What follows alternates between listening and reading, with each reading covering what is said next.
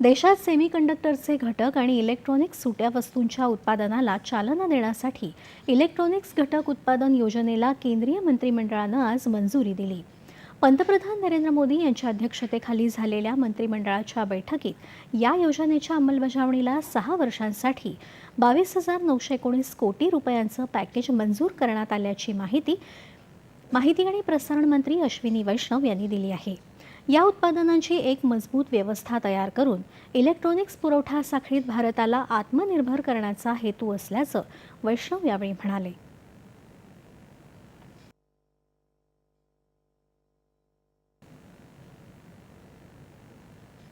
या योजनेमुळे सुमारे 1 लाख रोजगार निर्मिती होईल अशी अपेक्षा त्यांनी व्यक्त केली.